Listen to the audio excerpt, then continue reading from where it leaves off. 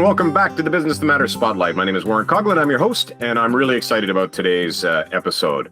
We have Jhon El-Raheb, CEO of Bienenstock Natural Playgrounds. This is an incredibly cool company that produces products grounded in science, designed for fun and learning, that creates healthier kids and more vibrant school communities. And I'm really excited to have Jhon here today because he's very much who this podcast is both for and about. Because not only is this a company that strives to make an enormous positive impact on the world, but Jhon and the entire leadership team are really passionate about creating a great company rooted in the fundamentals of business, the business disciplines, with efficient processes, strong sales management, disciplined financial management, and a solid culture. So welcome, Jhon, to the Spotlight. Thanks so much, Warren. I'm really looking forward to this. Now, before we start, I always like to just tee people up because not everybody can hang out for an entire podcast. So before we start, what would be one either piece of advice or a great learning that you've had that you can share with an entrepreneur who wants to, like you, create a profitable company that does some good in the world?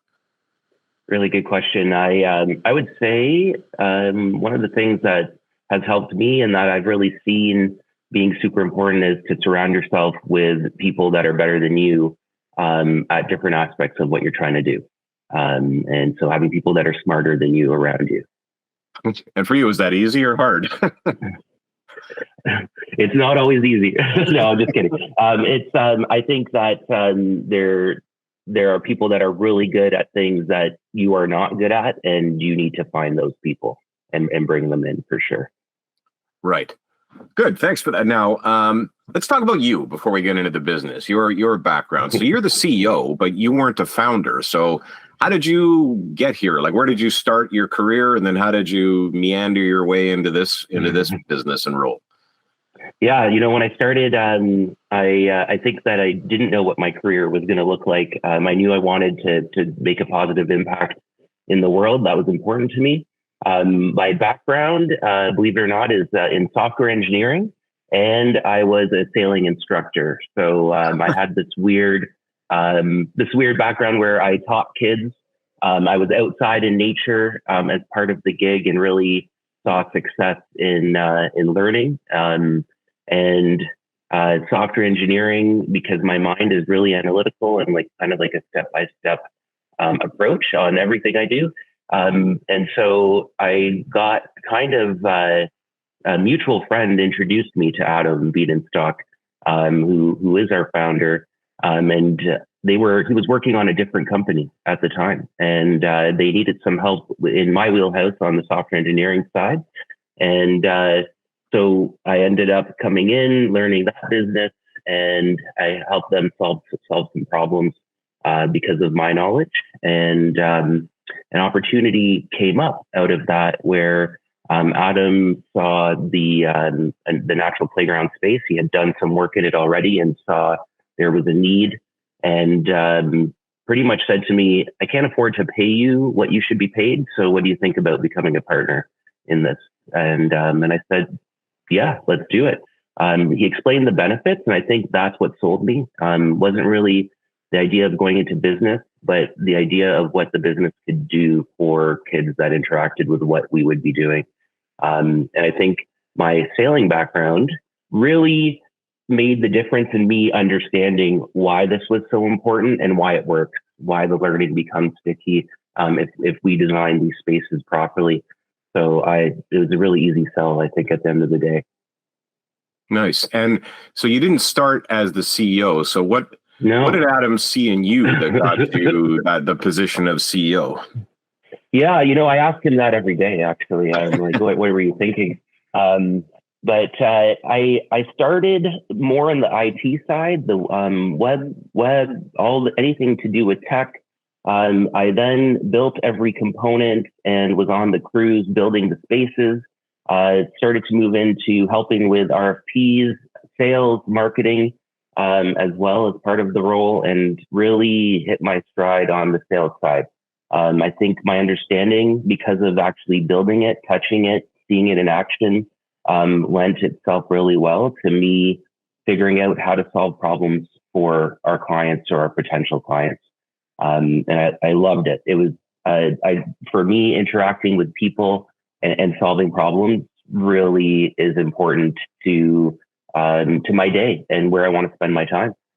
So with that, we grew. We were growing every year. We've had some really good growth, which I'm really proud of. And as we grew, one day, I think Adam realized that for us to get to the next level, he needed to focus on some things, and which was not being the CEO. And so we were talking about his succession. And I'll tell you, Warren, my ambition was not to be the CEO of a company, let alone this company. But what really made me want to take this role was I did not want to lose who we are in the transition of somebody else taking over the leadership. So for me, our company culture, the why behind what we do was really my driving force. And it's so easy to look at this and say, hey, you can make these changes and you can make a lot of money. But those changes aren't actually going to be what's right for our clients or for our staff. So my motivation was to take this on, to continue to grow, but also to not lose who we were and the reason I enjoy working here and being part of the business. So I want to come back to that, but just so people probably don't have fully grasped what it is you do. So what does Bienenstock actually do? What do you build, provide, and for whom? Yeah, it's a good question. So I would say that the most succinct answer is we design and build natural playgrounds, outdoor classrooms, outdoor learning environments. We want to create a full sensory experience for our clients. And we have different streams to our business. So we do have a component manufacturing side where other designers can specify our things into their own design. We've got an education arm. So this is where I think we really set ourselves apart from the marketplace, because everything we do, we really are focused on the developmental value for the kids that are going to be interacting in our spaces. So there has to be a reason behind every element, every component, every piece of our philosophy has to do with making sure we're doing the right thing for the kids and their development and their learning. And we also have a design arm, so where we sub to other companies, other landscape architect firms working on projects. We help them win tenders because of the experience that we have in this space. But there are always aspects of the work that doesn't have to be us. So I think our model has been design, and either we can design a project start to finish, or we help others. Our model has been to train. So with the hence having this education department, which trains our team internally, as well as getting paid to go out and train for childcare schools. We do teacher mentorship. We do a bunch of different things in that space. And then we've got a full installation team that's able to go and install anything and everything that we can think of. And we have our production team that manufactures all of the pieces for others and for our team. Now, just to clarify even more, I see the picture of one of them behind you. But when you say natural playground, what does that actually mean? So if someone is not familiar with that idea at all, what is a natural playground as opposed to what someone may think of as a traditional playground? Traditional playground, yeah. And it's funny because we do things to help with that traditional archetype, because some people don't see a playground unless it has specific things like a slide or something for climbing. But a natural playground is looking at a space, transforming the whole space. So we change topography, we address drainage, we look at multiple different types of surfaces. The plant material that we choose, the amount of plants, the size of plants are just as important as the features that we put in. And so we do a lot of things made from logs, boulders. So using natural materials to actually create the opportunities for play. And our philosophy is how do we look at a space and provide not just an upper body gross motor piece, but we really want to spread out the play and provide something for everybody. So we believe that no matter what your abilities are, you should be a master of something in our spaces. And we also believe that universal accessibility is a requirement that everybody needs to be following. So we shouldn't take away the full sensory experience for somebody that maybe isn't an able-bodied person in the name of accessibility. So we want to give them the same experiences that everybody else gets to have in the spaces we create. And so it's using largely wood, rock, sand, like natural materials, and building structures and environments that kids with their imagination can just kind of go crazy in and play and come up with. So it isn't, as I've seen some of your stuff, it isn't just in a linear structure, like here's the slide you climb and go down, and here's the swings you go on, and that's it. Like like even the structure behind you could just see there's a million imaginative environments and ideas and stories and challenges that kids could sort of take on within that environment, right? Yeah, so I think you hit the nail on the head there. We want to create. We're not a prescriptive company, so we don't make things to be like. So we're not going to make a climber and say this is an animal, or this is a dragon, or this is a bus, or this is a dinosaur. Our approach is open-ended play. We want the kids to determine what this is, and allow them to make that decision every day, and it's going to be something different every day. So we really want to create areas where they can be creative, and we're not prescribing to them. We want spontaneous collaboration. So something really cool happens where even if they don't speak the same language, we see kids able to collaborate and play together. We want to have different types of play. So we try, where do we include art and music? We need a quiet contemplative space, because not every kid is an A-type person. So they need a place that they can sit and read a book or draw a picture. We want to create opportunities for creative and dramatic play, fine motor and gross motor as well. We do a lot with sand and water. So how do we hit all your senses? Something else that's really important in our approach. The more senses we can hit, then the better the learning becomes. And so we've seen that over and over. And can you talk a little bit about, have something for every sense? Right. We probably did do the right thing. Can you talk a little bit about the science? I mean, I have a landscape architect client who used you guys on a school playground, and she was astonished, as was the school, that like bullying in the school plummeted after the installation of the natural playground. Can you just talk a little bit about some of the science or research about, how this improves performance outcomes for kids? Like, it's not just play, but it actually, as I understand it, it really helps the kids' development. Yeah, so reduced bullyism, increased, better test scores are coming out of this, better learning. So I think we know the science is showing us that with a natural space, you don't have a focal point. So the play is spread out. And because we give opportunities for different types of play, all the kids will end up cycling through the different opportunities we've provided. So there's always a way in for somebody that may not be attracted to that focal point. So that climber, that may not be their go-to, but the kids that are attracted to that eventually cycle out, and that allows kids. So what we've done is we've actually eliminated the ability for somebody to kind of take over the playground because there's one focal point. So that really helps with the reduced bullyism that we've seen in all of our spaces. I mean, we did a project in Hamilton across from McMaster University, and the first comment that the vice principal made after the space was in place was that they don't have a lineup outside their office after recess with kids that were fighting or getting into trouble. So they immediately saw that impact. The other thing that we're seeing is that it's actually engaging the senses and then having learning through play. And so we can program a space. So we've seen where teachers will do activities using the natural play space or the natural playground as the classroom. And so they're able to actually deliver their curriculum outside in these spaces with better results as well. So it's that multiple senses being engaged at the same time really helps kids with their learning. So let's shift into that, because that's the other part of the business, which is outdoor classrooms.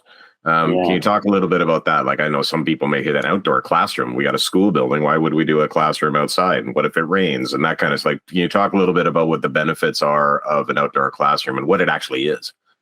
Yeah, so we have a lot of different ways we can approach an outdoor classroom. We've created one to make it look to make it easier for teachers, to try to help them get outside and start teaching so then they can see the benefits, and then keep that going. And so we wanted to give them something that they were used to.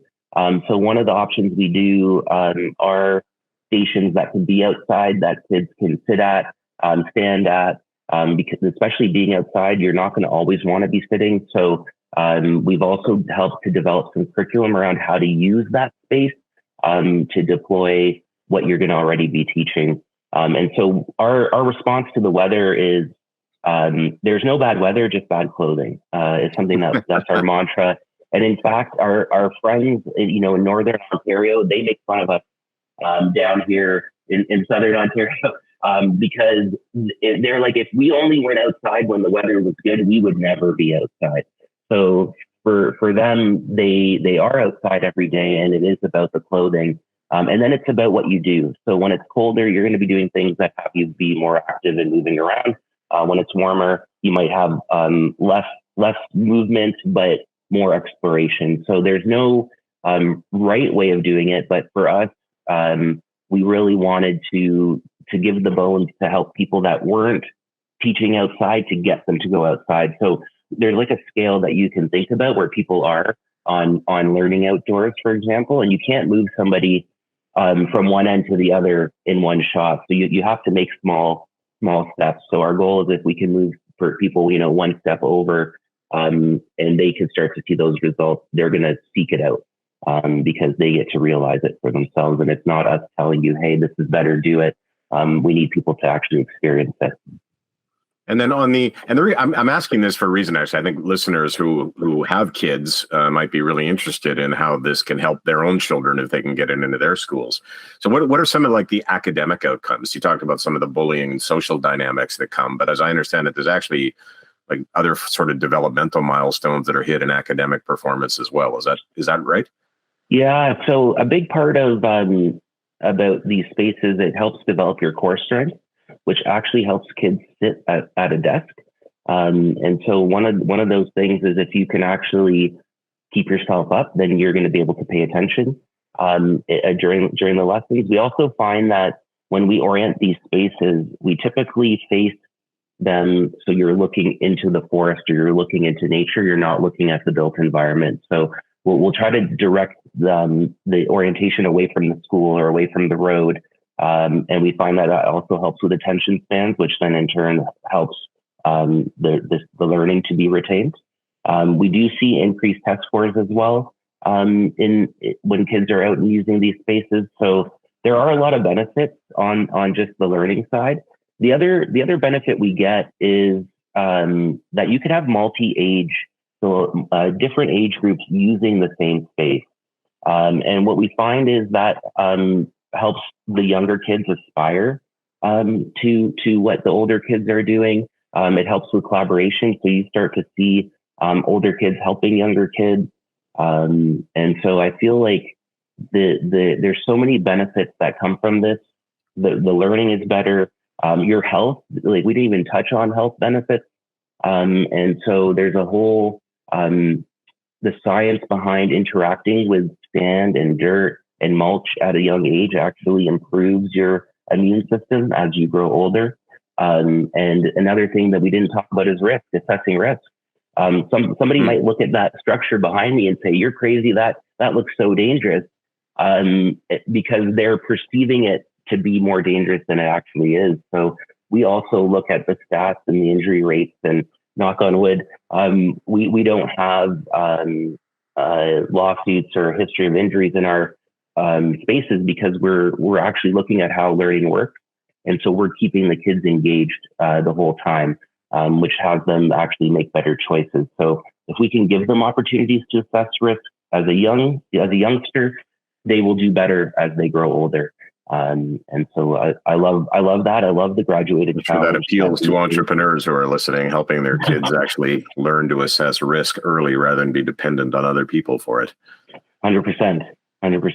Now let's shift into the sort of business challenges a little bit. Like I remember in my neighborhood, we had a playground that had sand and wooden beams to climb on, and wooden structures, connected with a couple plastic tubes.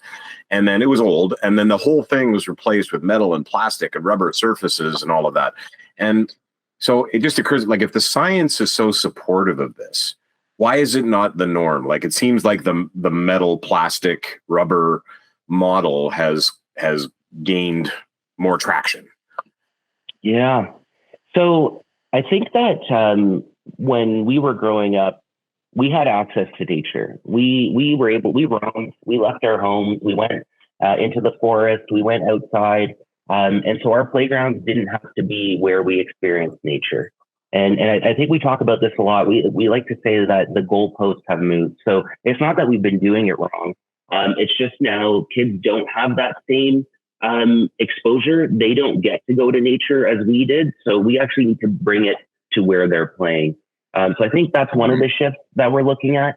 I think right. the other shift is the archetype of a playground and what people think about when they hear that word. And also to try to make decisions based on what's easy for the adult or what's convenient for the adult that's making the decisions, instead of trying to look at what's going to be the best thing for the kids that are going to be using that space. And I think that right. We run into that. We see that. And so not everybody is going to go natural, and that's okay. And the ones that want to do it, there's a way that you can be successful. And I think that the other thing that I've been seeing is a narrative that if you don't have the money, you should go natural. And so it's like a cheap alternative to a traditional playground. And I actually think that is the wrong narrative. That does not make sense. I think either type of playground can cost exactly the same. And so it's not about it being cheaper or more expensive. It's about what's important to the folks that are behind the change that they want to see in their space and what's their priorities. Now, as a business, you've got some pretty interesting challenges. Like, the logistics have to be pretty carefully thought through. Like, you might have schools or playgrounds in Florida or Idaho or Ontario. You don't have like you have a SWAT team that kind of runs out all across the country to install these things, or do you have outsourced teams? Like, how do you actually manage that deployment? Yeah, it's a really good question. Actually, our big part of our philosophy is to work local. So we really want to source things as locally as we can for our projects, even in Florida. So that might mean it does mean our choice of materials will also change depending on where we're working. And we do create a network of local installers across North America. So that way we don't have to send crews all over the place, but we do have the ability to send our top skilled team members to the location to work with the local teams. So there is institutional knowledge, there is a skill to doing this really well. And so we have the ability to send one person or two people, whatever is needed, to make sure that the local team will be successful at deploying the space. We really like to reflect the natural and cultural heritage of where we're working. So using trees that are coming down at the park because they're dangerous or they're dead, and where we can reuse them into the design and into the installation allows us to tell the story of their space. And so it's important to us that we get that right, and we really do work locally. But we do have a couple of crews that, if the skill set isn't there, because not everybody has the same skills or the same exposure, we're still able to go and help deliver on the project. What we try to do level training for people, like we do offer. We actually train cities and other companies to do this work. So part of our model is to teach others, because there's so much work out there. We don't need to be the ones to do it all. And then we find that those who really want the best will end up coming back and asking for our help. And it may just be in one aspect of the project. So there's a lot of things that doesn't require it to be my team. And then it just may be the most complicated, intricate things that have to do with compliance, accessibility, that they really want our involvement. So So we also can really just help with a certain aspects so that we're not doing the whole thing. So people can lean on us our clients lean on us for what they really need. We've worked with cities that have forestry departments and skilled workers that really can do the work. So we just train them and then they go and deploy. And then we have others that say, you know what, the liability footprint, we are not willing to take on and do it internally. We want you to come in and help us. And then that's where we lean on our local teams as well as our skilled team to come out and whatever is needed to make it happen. So you said early on that, people could come in and say, oh, we could do this a different way to make more money. And you won't do that because it's, it would be taking you off mission. And at the same time, so you just described a fairly sort of logistically complex business where you're sending teams to train local teams and then accessing local materials that are going to be different from place to place. But this is also a profit generating business. Like, how do you approach sort of the financial management of that? Like, how do you ensure that your cost structure is well managed relative to the price when your inputs seem so variable? Yeah, that's a really good question. So I think there's a few things that we do. One of the things is that we try to create, it's art. A lot of the things we're doing is art. It requires a level of skill to not take the log out of the piece that we're making, for example. So in those cases, we can do on-site manufacturing and we can send somebody to the site to work with that local material, but they have the knowledge, they've been trained to actually doesn't matter what species we're working with, but to take it and make the element that's required. We also we have created a network where we can send things pretty much anywhere in North America, and try to work with companies that are moving items already in those areas. So we're not creating as big of a footprint to get our pieces down. And so I think it's having two streams. We have like more of a standardized approach that is really uniform logs and simpler to keep costs down for people. But then there's also the side where it's actually an art piece that we want to respect, and you're not paying for the material, you're paying for the labor to transform it. And so there's different avenues that our clients take depending on what's available to them. Unfortunately, not every species will work and will last, but it depends on the application. So ones that maybe aren't going to last so long could be used for furniture and borders, where it's okay if they don't last and they start to rot, and there starts to become a science lesson that comes out of it, and there isn't a safety concern because of that, where maybe if it's a climber, we're going to have to say, no, you can't use that species. We're going to have to do something else to make sure that that's going to be safe and last a long time for you. So do you have arborists online, or how do you educate yourself on the durability of different species? Yeah, I mean, a lot of it has been our trial and error. So we've done so many different things over the history of our company that we've learned a lot, and we're recording it, and we always adjust and adapt to what we're seeing that works the best. And so that's what we're training our team on. We do have arborists on staff. We have craftspeople. We've got musicians. We've got we've got chefs that work with us and have a passion for what we're doing. So we have a really interesting mix on our team of experienced teachers. That's another, I think, part of our success is having educators as part of our team as well. And then working with companies that are already doing some pretty cool things with log home building or tree houses. We have a couple of relationships where they also have some knowledge that we get to learn from them and they get to learn from us. Because I think our expertise is really compliance with the playground standard, compliance with accessibility, making sure the right play value is included, the right developmental value for the users that will be interacting with it, and that it's going to be sustainable. So we've actually just made the sustainability push for us is really important. We do work with the sustainable logging industry that are taking down second, third growth, and they're replacing 7-to-1 is their requirement. And we're going one step further, and we're actually now including the cost of additional trees that are being sent to our clients that's ordering from us.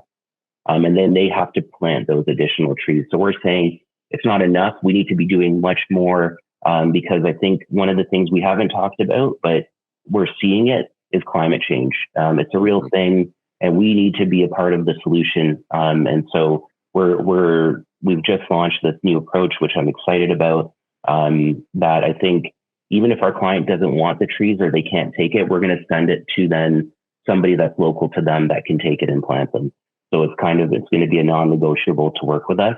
And it adds a little bit to the cost, but we feel that it's the right thing to do, for our future, for our kids' future and our kids' future. Wow. So you talked the two additional pieces I want to just cover, because you talked about both of them. So one is on sales. You're going after landscape architects, educators, schools. You're dealing with a sort of a bureaucratic context within school boards and that kind of thing. So do you have specialists? So there's two-part question. Do you have like specialists who go after those different markets? And secondly, how do you go about creating the demand? Like, do you go at the parents? Are they the source of the demand? Do you educate the parents so they're going to the school and saying, we want natural playgrounds? Or do you go to the educators and educate them, who then have to sell it to the parents about, this is why we're putting in a natural playground as opposed to a plastic and steel one? Like, how does that approach work? It is a multi-pronged approach. I feel like we run so many different businesses within this business, and so we do have a sales team. It's actually our Nature Play Advisor team, is their name, and they all focus on certain aspects of our clients. So we have an ECE focus, so early childhood, childcare facilities, anybody that is preschool and younger. We're a really good fit for what you would need, because we do care about creating a space that allows the staff to deliver their programming, and creating a space that it's a yes zone. So a lot of times in those spaces, you have teachers going after the kids saying, no, you can't do that. No, you can't do that. And we want to create a space that you don't have to say no. You can let them go and it's going to be fine. So we do have a real focus on the ECE side, in that we have a real strength when we deliver projects there. We do focus on schools as well. So with schools, we try to figure out who are the advocates for nature play and getting outdoors at each school, and work with them to help them convince who they have to convince, or educate who they have to educate. So we do a lot of free webinars as part of our approach that people can sign up, and they can take the information. We give all of our information for free. So you want anything, you can take it. You can take our specs off our website. We have FAQs. We've got a listing of grants that are available. Anything that we think could be helpful for somebody to do this, even if it means they're not going to hire us, we're giving it to you.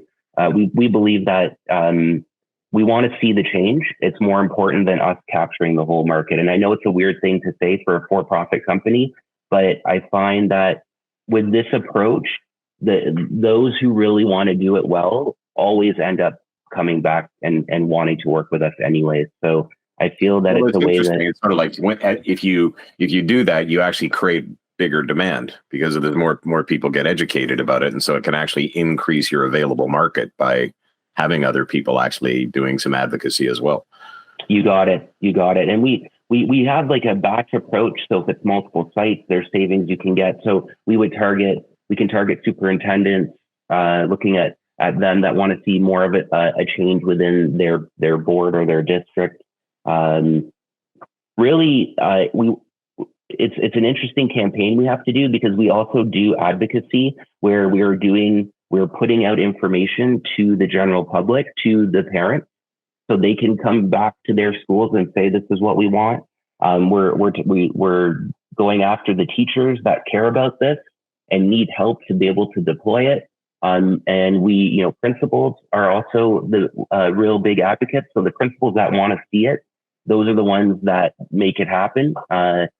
So I think that you got ECE, you got schools, you got other designers. Our approach with other designers is a supporting approach. So we want to support you so you can do more, do better, and we'll help you where you need us. And so we get a lot of landscape architecture firms that reach out to us asking us to partner on RFPs because we get to bring an experience that they don't necessarily have in their back pocket, or it's such a large project that you do need a specialized nature play team because there's all these other things that are also happening. So these firms are, they're designing all kinds of other features that have nothing to do with nature play, but nature play needs to be integrated. So those are the big target cities. So we help to write nature play guidelines, design guidelines for different cities. We train different where we do full training sessions, few days. We go and we have the city bring out all of the multidisciplines that could be involved in a park project. So you have your planners, you could have your forestry team, CPSIs, landscape architect firms, and construction companies that they work with. We bring them out to this training, and we kind of go through a whole process of the benefits, compliance, longevity. We show them how to actually build things. So we'll build something together. We'll also go through how to maintain it. So we try to tackle all the things that might prevent somebody from doing it because they have a misconception. So we want to shatter those misconceptions and remove the barriers, because there doesn't need to be a barrier. And it would be the same for a traditional playground. They could have a barrier for whatever reason, and it still could be done. So for us, I think we believe there's a place for everything. It doesn't all have to be natural, but our focus is that because of the benefits that we see at the end of the day for our kids in our communities. Now, with your team, that was the last piece I wanted to sort of cover was you mentioned culture a couple of times in your team. So there's sort of two parts to that. The first is like, how important is the mission to your team, and do you use that as a recruitment focus? Yeah, that's a really good question. Actually, I think that in the last, probably the last 4 years, we really made a shift to the mission, the vision, our purpose, our core values, and using that every day, talking about it every day. So it is very important. I think what I found is you could have the most talented person, but if they don't fit your culture, they don't fit with the rest of your team, their talent doesn't matter. It erodes everything. And they end up taking up the most amount of your time, and you end up you're not spending the right amount of time with everybody else that deserves to have your time, and that's really pulling in the same direction. So we do use it for our recruiting. We really lean on it. A lot of our screening questions come out of what our values are, so we can get a sense of a person before we would even interview them. And so for us, we've made a big shift that we lead with that. And I think we could even do a better job, because even on our website, I think there's more we should be doing. But internally, it's something that we do talk about every day, every meeting. Our team does start with a value story. So somebody's assigned to share a story about somebody and values that they've exemplified. And something I've learned from you, actually, Warren, is that we also have to have opportunities when something goes wrong. We need to talk. We're talking about, so where were we off book? Where were we off of our values to run into this situation? Because there's so much good learning that can come from the things that went well, but even more from the things that didn't. So really trying to make sure that you're using that and circling back. And I'm also trying to have instead of somebody reporting to me that, hey, we ran into this problem and this is how, this is the repercussion. I'm trying to get them to report that to the team. And have the team learn from them instead of it having to flow from me or from one of the department heads. This is how it impacted us. This is what we learned. This is where we could do better. And I'm finding a lot of success with that, for people to own their roles and to learn from each other has been something that I really enjoy seeing, and I feel has made us so much better. Well, it's interesting because then it isn't about punishment, right? It's about just learning. How do we learn from our experiences? And when the culture is rooted in that, it's a safer place to have those conversations. people have to be allowed to make mistakes, and they can't be worried about a repercussion because something went wrong. That to me means we did something wrong. If you're worried to come and say, hey, we screwed up, this is what happened, then we're doing something wrong, because we actually need those. It means we're not pushing the boundaries. It means we're not actually trying to think outside the box. And if people are afraid, then we're never going to learn. We're going to just make the same mistakes over and over. And that's the one thing I don't want to see. I'm okay to make it. Let's just learn from it and not repeat it. Nice. All right. I always finish off with just some rapid fire questions. Okay. Ready? As ready as I can be. So what one decision or action that most helped you get you where you are? Ooh. One decision. You know what? I think I was lucky that somebody saw something in me before I did, and talked about it enough that I finally believed it and lived it. So I think believing in yourself, trusting your gut, is super important on this journey. If I had to do it over, I would. Ooh. If I had to do it over, you know what? I don't have any regrets of like I would do something differently. I really don't. I think I feel like I've made every decision I made was the right decision based on the information I had at the time, and what was important to me. So I don't have anything that's popping to my head that I would have changed. And one aspect of running a business I have yet to master. Oh, everything. I you know what? It is a constant learning for me. So I think that I have not mastered anything. I think I've learned a lot of lessons that have shown me that really paying attention to our culture, and holding people accountable in their roles has made a huge difference, and not letting somebody that isn't taking that accountability serious bring down the rest of the team. I think that's probably one of the biggest challenges, is seeing that and setting people up to be successful. So this is what it means to be successful in your role, so they can be accountable. I think that I have so much still to learn and do around that. One personal quality that you most had to improve or overcome? Yeah, okay. That's a good question.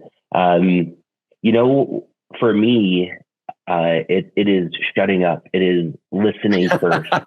I love to talk, as you can probably gather, and we have our conversations. But really having that focus to listen, let everybody else speak and hear their point of view. Don't influence the point of view by being the first to speak. So really speak last has been something that I have to really focus on, and I still screw up to this day. But luckily, my team is pretty good, and they know me, so they're still able to get across what they need to. But for me, that would be, I think, one of the biggest things. Listen first. Nice, good self-awareness. And last one, no false humility. What's one personal quality of yours that most contributed to your success? Yeah. You know what? I think for me, it's that constant desire to learn and improve. I think that if I felt I knew everything, I would not be here today. So always learning, always trying to do something to better myself, really, I think, has contributed to my success. And then I think number two is having the right people around me. And I think I got lucky in some cases, but then in some cases we were very directed and figured out bringing in that we needed to fill a role that maybe never existed as we grew, and bringing in the right person, spending the time to bring in the right person. So I think people is huge. People around me is a big part of my success as well.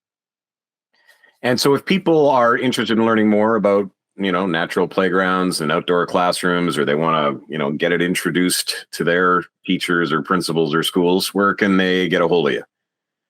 They can really, the easiest is you can go to our website, bienenstockplaygrounds.com. There's a contact us button, or our phone number is right there. Give me a call.